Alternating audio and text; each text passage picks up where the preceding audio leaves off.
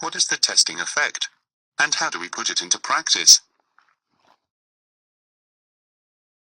Do you ever just sit around with your colleagues and wonder why your kids can study, but still never pass your tests? Do you classes ever look like this one? Remember, kids, we have a test coming up in a week. But there is so much material to learn. How am I supposed to know all that information? I always fail your tests. I never remember anything. Well, if that's your story, I have great news for you.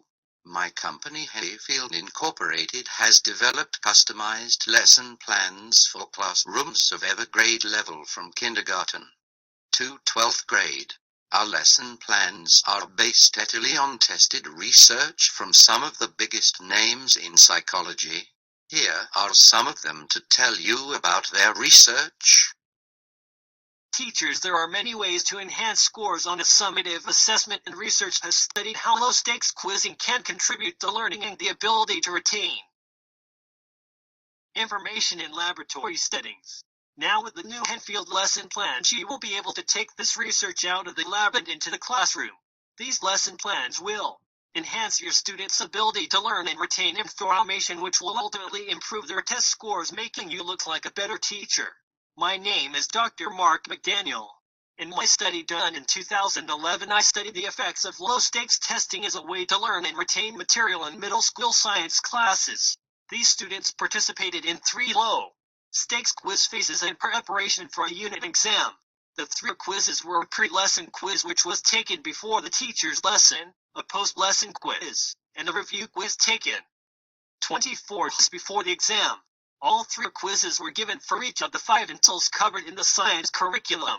I found that low-stakes quizzing significantly increased test scores, from a C+ to an A, on the material that had not been quizzed compared to the material that had been, thus concluding that quizzes in preparation of a unit exam can enhance retention and learning, which can produce better overall scores on exams.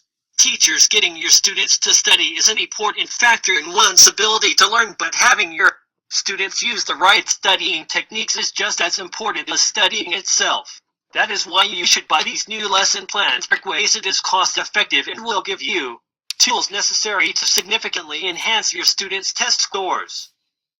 Previous research in the field has supported the testing effect in that retrieval is a more effective learning technique over restudying the content over and over. My name is Nicole Goosens, and my study done in 2014 sought to determine if retrieval is an effective study technique for vocabulary learning in primary school settings. We did this through an experiment involving 60 third-grade students from 3 urban Dutch schools. During the experiment, half of the students were read a list of 40 difficult words and synonyms in word pairs, while the other half were read the same words but in a passage for context. Then students were assigned to study the words in a 7-phase learning session, either utilizing word pairs or passages for the word context. After 1 week, all students were tested on their knowledge of the words with a cued recall test and multiple choice test.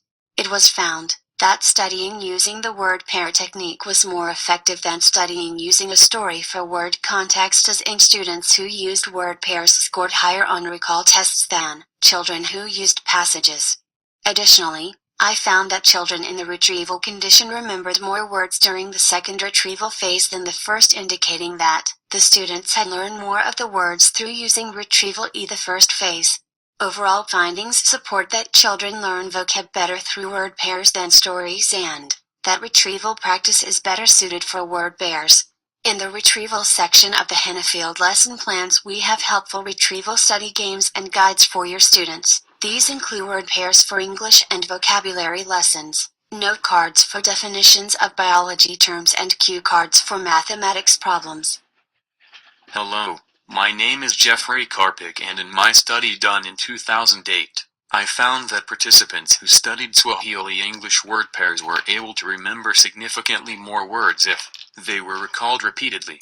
Certain participants wrote down the words repeatedly and others only read the words in hopes of memorization. Those who stopped studying a word once, they remembered it one time, and those who only studied the words and did not test themselves were unable to recall many word pairs during the test. Repetitive retrieval of the pairs led to more than a 150% increase in retention when tested later. The goal of my study was to show students that the most effective form of studying may not be the most widely used form.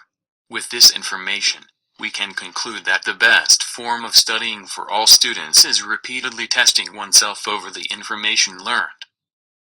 At Hayfield Inc. we strongly consider this data when creating our lesson plans. We have designed them to include small quizzes covering all new information on multiple occurrences. With this type of studying, your students' scores will increase drastically from when they used other forms of studying. Our lesson plans help students retrieve information long after it has been taught, meaning tests will no longer be as stressful. And the best part is these lesson plans can be yours for the low price of $1 million.